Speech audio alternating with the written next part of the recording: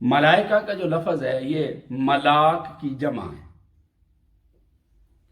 اور اس سے یہ مفاعل کے وزن پر ملائک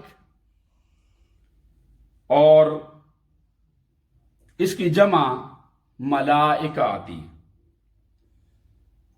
جیسے مطلع کی جمع مطالع ہے، اسی طرح ملاک کی جمع ملائک ہے۔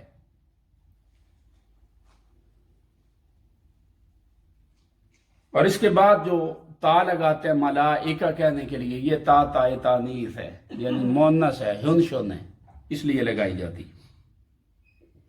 اور اس کا واحد ملکن بھی ہے۔ اگر ملکن ہو تو پھر اس کا مادہ اعلیٰ کا ہے، اور اس کا معنی ہوتا ہے ارسالہ، یعنی اس نے بھیجا، اللہ نے بھیجا۔ ملکہ کا معنی ہے جسے اللہ نے بھیجا۔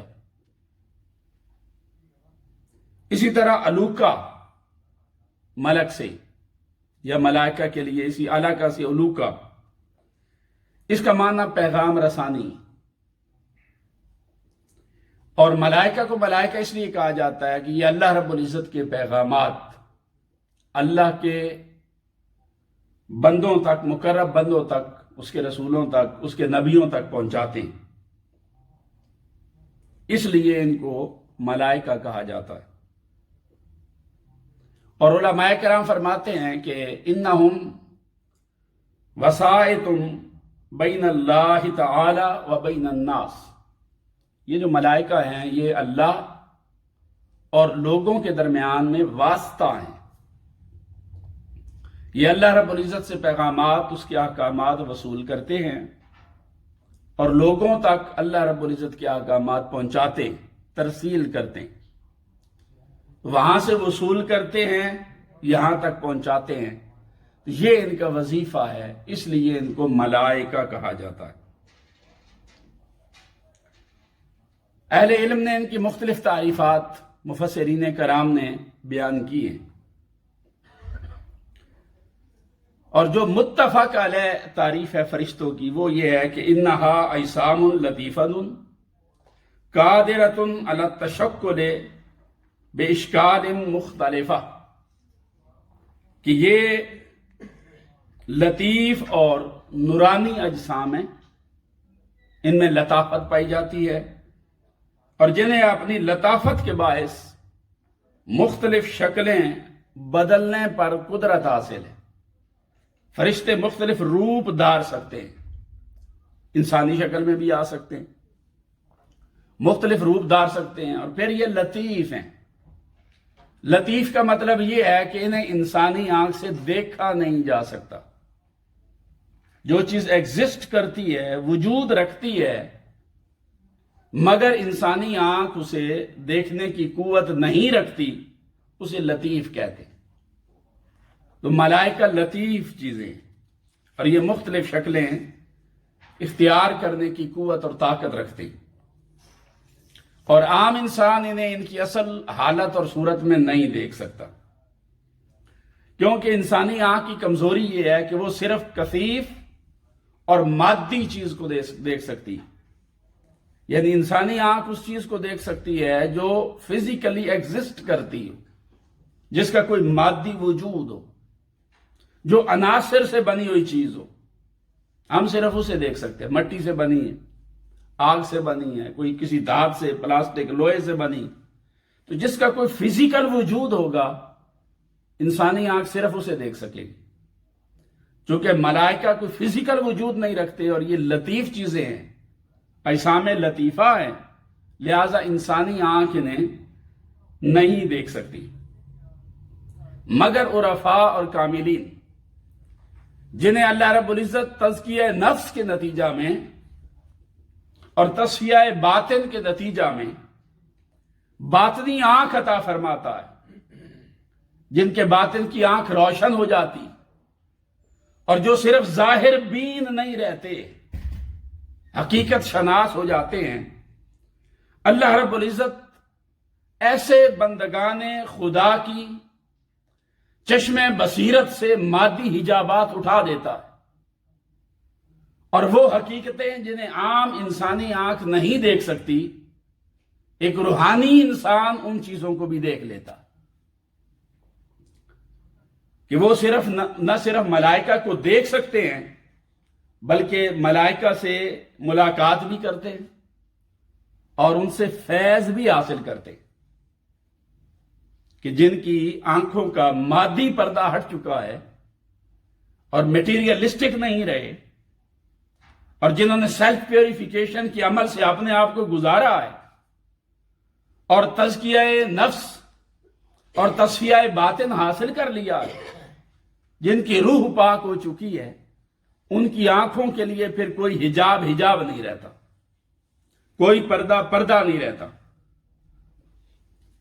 ان کو اللہ رب العزت پھر وہ چیزیں جنہیں عام مادی انسان نہیں دیکھ سکتا دکھا دیتا ہے، ان لوگوں کو دکھا دیتا ہے۔ اب یہ جو ملائکہ، چونکہ یہ غیر مرئی اجسام ہیں، فزیکلی ان کو دیکھا نہیں جا سکتا، کوئی فزیکل وجود نہیں رکھتے، غیر مرئی ہیں، اور انسانی آنکھ ان کو، عام بندے کی آنکھ انہیں دیکھ نہیں سکتی۔ اس لیے کچھ کم فہم لوگوں نے یہاں سے یہ نتیجہ اخذ کیا کہ یہ جو ملائکہ ہیں یہ کسی قسم کا کوئی خارجی وجود رکھتے ہی نہیں۔ کچھ لوگوں نے ان کی فزیکل ایگزسٹنس جو ہے، جو ایکسٹرنلی ہے، اس کا ہی انکار کر دیا۔ قرآن مجید میں اللہ رب العزت نے کئی مقامات پر فرشتوں کا تذکرہ کیا، اور وہ قرآن مجید نے جہاں بھی فرشتوں کا تذکرہ کیا اس کی کوئی فاسد تعویلات کرتے، من مانی تعویلات، غلط معنی بیان کرتے، اور جو چیز اللہ رب العزت نے بیان کی اس کو نہیں مانتے، بلکہ اپنی کوئی انہوں نے خود ساختہ اس کی تعویل گڑی ہوئی۔ تو ملائکہ چونکہ عام انسانی آنکھ سے نظر نہیں آتے، اس لیے کئی لوگوں نے ملائکہ کے وجود کا انکار کر دیا، اور جہاں پر بھی اللہ رب العزت نے ملائکہ کا ذکر کیا تو اس سے انہوں نے یہ کہا کہ یہ بس انسان کی قوتیں ہیں، اللہ اسی انسان کو یہ عطا کرتا ہے، یہ انسان کی روحانی طاقتیں، باہر کا کوئی خارج کی یا اللہ کی کوئی مستقل مخلوق نہیں ہے، بلکہ یہ انسان ہی کی کوئی طاقتیں ہیں اور قوتیں ہیں جو اللہ پاک روحانی بندوں کو دے دیتا ہے۔ اس طرح کی تعویلات کی ہیں۔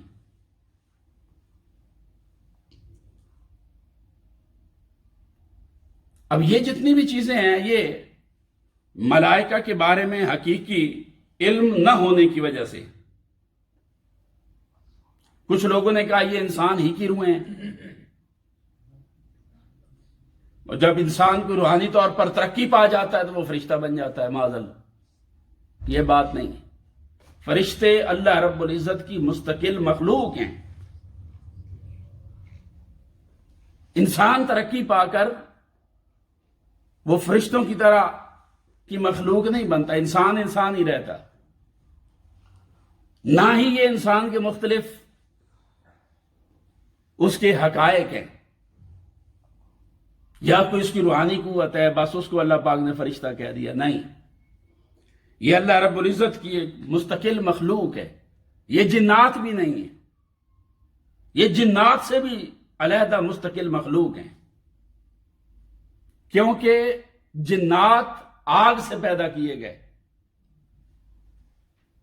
اور فرشتے نور سے پیدا کیے گئے، جنات نار سے پیدا کیے گئے۔ کون سی نار؟ آپ آگ جلاتے ہیں تو جو بھی آپ کسی بھی چیز کی آگ جلائیں تو اس کے اوپر جو شعلہ بلند ہوتا ہے نا، اوپر لپٹ اٹھتی ہے وہ سرخ سے رنگ کی، اس میں سے جنات کو اللہ پاک نے پیدا فرمایا۔ اس کو عربی زبان میں مارج کہتے ہیں، خلق الجان من مارج۔ اللہ پاک نے فرمایا کہ اس نے جنات کو آگ سے اوپر آگ جلائیں تو اس سے اوپر جو شعلہ اٹھتا ہے، آگ کی لپٹیں اٹھتی ہیں اوپر، اللہ پاک نے جنات کو ان شعلوں سے پیدا فرمایا۔ تو جنات ایک اور مستقل مخلوق ہے، اسی طرح فرشتے مستقل مخلوق ہیں۔ فرشتے جنات نہیں ہیں اور جنات فرشتے نہیں ہے۔ اسی طرح یہ کوئی انسانوں کی روحانی طاقتوں کو فرشتہ کہہ دینا، یہ بھی جہالت ہے۔ فرشتے اللہ رب العزت کی مستقل مخلوق ہیں، انہیں اللہ رب العزت نے پیدا فرمایا، اور اللہ رب العزت نے احکام قدرت کی تدبیر کے لیے اور تعمیل کے لیے اور اپنے حکم کو نافذ کرنے کے لیے ان ملائکہ کو پیدا فرمایا۔ یہ مدبرات امرہ، قرآن نے کہا یہ اللہ رب العزت کے حکم سے یہ کائناتی نظام کی تدبیر کرتے ہیں، ڈیوٹیز پر مامور ہیں۔ پھر ان کی کئی قسمیں، کچھ ان میں سے ہر وقت تسبیح و تحلیل کے لیے اللہ پاک نے پیدا فرمائے، کچھ فرشتوں کو ہر انسان کے ساتھ پیدا فرماتا ہے، کچھ جنت کے لیے، کوئی دوزخ کے لیے، کوئی نظام کائنات چلانے کے لیے۔ تو مختلف ڈیوٹیز کے لیے اللہ رب العزت نے ان کو وجود عطا فرمایا، اور ان کی خوراک ہر وقت اللہ رب العزت کی تسبیح اور تعلیل ہے۔ یہ مدبرات امرہ ہیں۔ اس لیے جن لوگوں نے کہا، جیسے مشرکین نے، کہ یہ خدا کی بیٹیاں ہیں، وہ محض جہالت ہے۔ اللہ پاک نے ان کے لیے فرمایا یسبحون اللیل والنہار لا یفترون، یہ دن رات اللہ رب العزت کی تسبیح کرتے ہیں اور ہرگز نہیں تھکتے۔ اور ایک مقام پر فرمایا وَتَرَى الْمَلَائِكَةَ حَافِّينَ مِنْ حَوْلِ الْعَرْشِ يُسَبِّحُونَ بِحَمْدِ رَبِّهِمْ، اور آپ فرشتوں کو عرش کے ارد گرد خدا کی تسبیح کرتے ہوئے دیکھتے ہیں۔ یہ اللہ کی تسبیح کے لیے پیدا کیے گئے۔ اور ایک مقام پر فرمایا لا يسبقونه بالقول وهم بأمره يعملون، کہ فرشتے خدا سے بات کرنے میں سبقت نہیں کرتے، پہلے بولتے نہیں، ادب والے ہیں، انتظار کرتے ہیں، اور جیسے ہی اللہ رب العزت انہیں کوئی حکم دیتا ہے تو وہ اس کے ہر حکم کی تعمیل کرنے میں مشغول رہتے۔ تو یہ اللہ رب العزت کے ملائکہ ایک علیحدہ مخلوق ہے۔ یہ کوئی انسان کی روحانی طاقتیں جو ہیں انہیں ملائکہ کہہ دینا، یہ ظلم ہے قرآن اور فکر قرآن کے ساتھ۔ اگر یہ انسان کی روحانی طاقتیں ہیں، یہ فرشتے انسان ہی کی روحانی طاقتیں ہیں، تو انسان کے پیدا ہونے سے پہلے تو ان کو ہونا ہی نہیں چاہیے تھا۔ پھر بھائی روحانی طاقت انسان کی ہے، تو جب انسان کا وجود ہی نہیں ہے تو اس کی روحانی طاقت کہاں سے آئی؟ یہ جو اللہ پاک کہہ رہا ہے انی جاعل فی الارض خلیفہ، کن کو کہہ رہا ہے؟ اذ قال ربک للملائکہ، جب آپ کے رب نے فرشتوں کو کہا انی جاعل فی الارض خلیفہ، کہ میں زمین میں خلیفہ بنانے لگا ہوں، اور وہ خلیفہ انسان ہے، اس کی بات آدم علیہ السلام کی بات ہو رہی ہے۔ تو آدم علیہ السلام کو تو ابھی بنایا نہیں گیا، ابھی تو ان کا وجود تشکیل پا رہا ہے۔ اس سے پہلے اللہ رب العزت ملائکہ کو یہ بات کہہ رہا ہے، تو اگر تو ملائکہ انسان ہی کی مختلف صفتیں ہیں تو پھر تو ان کا وجود انسان کے وجود کے بعد میں ہونا چاہیے تھا۔ اللہ رب العزت پہلے انسان کے آدم علیہ السلام کی تخلیق اور خلیفہ بنائے جانے سے پہلے فرشتوں کے سامنے یہ تذکرہ کر رہا ہے انی جاعل فی الارض خلیفہ۔ لہذا یہ کھینچ تان کے یہ معنی نکالنا کہ یہ انسان ہی کی کوئی روحانی طاقت ہے، تو جب انسان پیدا بھی نہیں ہوا تھا اس وقت بھی فرشتے وجود رکھتے تھے، یہ ایگزسٹ کرتے تھے، ان کا وجود تھا، یہ بعد میں پیدا نہیں ہوئے۔ اور جو لوگ ان کو کہتے ہیں کہ یہ بعد میں پیدا ہوئے ہیں تو وہ سارا ظلم کرتے ہیں قرآن مجید کی فکر کے ساتھ، اور اللہ کے رسول کے احکامات کو اور قرآن مجید کی فکر کو وہ لوگ جھٹلاتے ہیں۔ آقا علیہ الصلوۃ والسلام نے ارشاد فرمایا کہ اللہ رب العزت نے خلقت الملائکۃ من نور، ام المومنین حضرت عائشہ صدیقہ رضی اللہ تعالیٰ عنہا راویہ ہے کہ اللہ رب العزت نے فرشتوں کو نور سے پیدا فرمایا۔ وَخُلِقَ الْجَانُّ مِن نار، اور جنات کو اللہ رب العزت نے آگ سے پیدا فرمایا۔